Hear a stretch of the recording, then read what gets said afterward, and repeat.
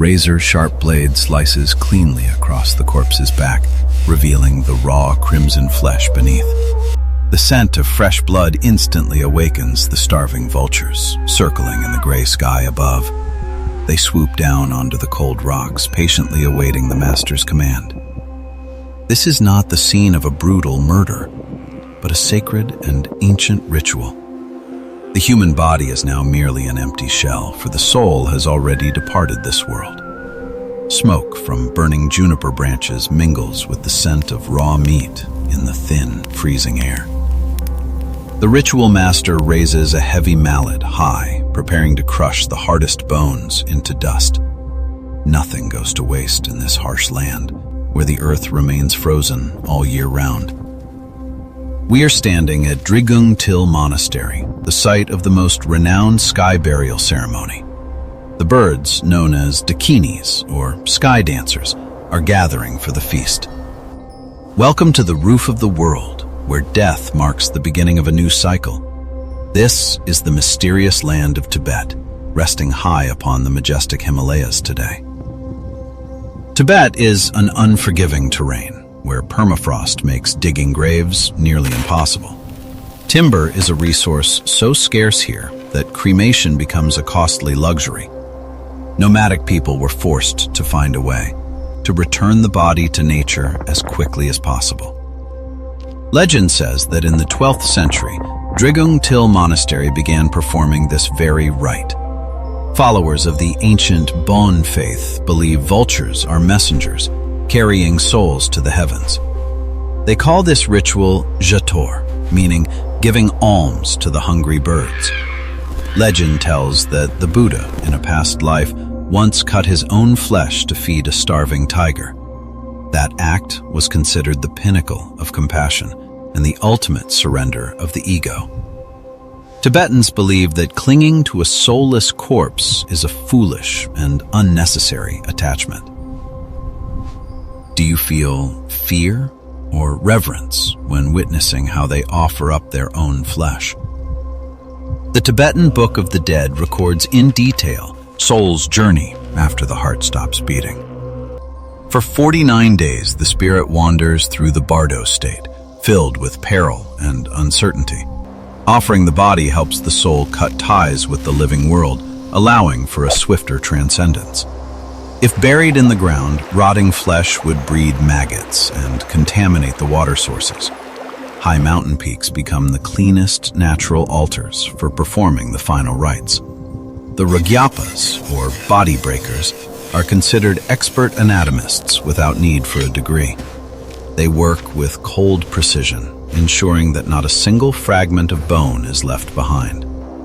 Blood soaks into the stones, and flesh merges into the stomachs of the sacred birds.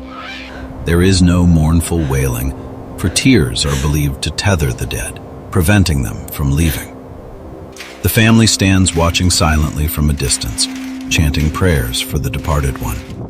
5-colored lunta flags flutter in the wind, carrying prayers up to the high heavens. This tradition has survived for thousands of years, defying the changes of the modern world. To an outsider, this scene might appear barbaric and devoid of humanity. But to a Tibetan, this is the final act of charity that a human being can perform. They believe this body is merely an old shirt to be discarded when it is worn and tattered. The vultures consume not only the corpse but also carry away the person's sins and bad karma. The presence of these birds is a sign that the gods have accepted the offering. A heavy silence blankets the air as sharp beaks begin to tear into the flesh. The ritual begins the moment the sun peeks over the snow-capped mountain peaks. The master raises the blade like a brushstroke, dividing the earthly realm from the pure land. The mortal shell is opened decisively, so the soul no longer clings to its decaying home. The final warmth of a human life fades into the cold mist, creating a fragile, ghostly vapor. Dark shadows circling above begin to descend upon the sacred at rocks in solemn order. The monk signals the command, inviting the messengers of the sky to receive the sacrificial gift. the flock descends and covers the body, like a giant blanket of feathers shielding the void. The thundering sound of flapping wings echoes off the cliffs, replacing funeral drums and horns. In the Tibetan worldview, this is the single greatest moment of generosity in a human life. The body, once cherished and protected, now becomes sustenance for other starving creatures. The ritual specialists move rhythmically, as if performing a final dance of liberation. The skull and bones are handled with care, ensuring everything returns to dust. Bone marrow is mixed with barley flour so that absolutely nothing is wasted or left behind. If the body is completely consumed, it signifies the deceased lived a virtuous and peaceful life. Do you feel a sense of relief, seeing the physical form vanish to become part of the sky? There is no horror in the eyes of the locals, only a deep reverence for the laws of nature. The body breakers sometimes smile softly, knowing they are helping a soul take flight. Their hands are stained red with survival, yet their minds are focused on spiritual liberation. The birds take flight, carrying the burdens of the mortal world into the brilliant sunlight. The rock face returns to its original silence, as if no eternal farewell ever took place. Only the ancient wind remains, whispering stories of the impermanence of fragile human life. At the legendary Drigung Til Monastery lies the most sacred sky burial site in the world. In 1960, the government banned the ritual, deeming it backward and superstitious. Yet, the Tibetans continued in the dead of night to keep the flame of their faith alive. By 1980, the ban was lifted, and the rite is now officially protected by law. Today, signs proclaiming no filming are erected everywhere to hold back prying eyes.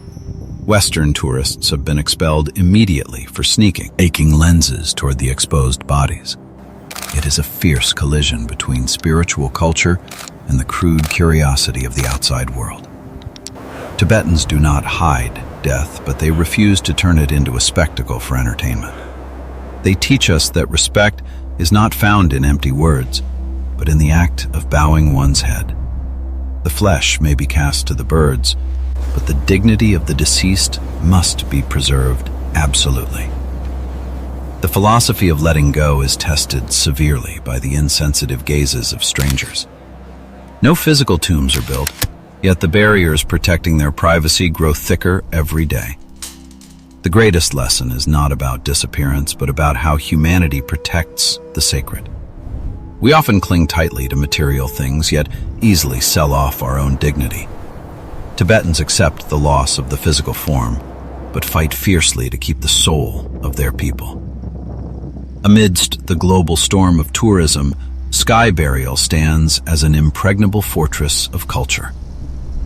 The vultures still circle the skies of Drigung Til, regardless of the dizzying changes below. The existence of this ritual is a silent declaration of war by the past against the present. What are your thoughts on this fragile line between cultural preservation and privacy violation? The right to die in the ancestral way is sometimes harder than the right to live in the modern age. On the high peaks, the cold wind still sweeps across the empty, freezing stones. Sky burial is not merely a religious rite, but a millennial echo of true freedom. Only when the body rises lightly into the sky do we understand the heavy weight of being human. The 5-colored prayer flags patiently send their messages into the endless and vast void. Tibet teaches us to look death in the eye, so we may cherish every breath we take. Leave your fear behind, and carry only courage when you depart from this land. If this story of eternal rebirth has touched your soul, come with me on the journey ahead. Hit subscribe right now to uncover culture, mysteries that have never been told before.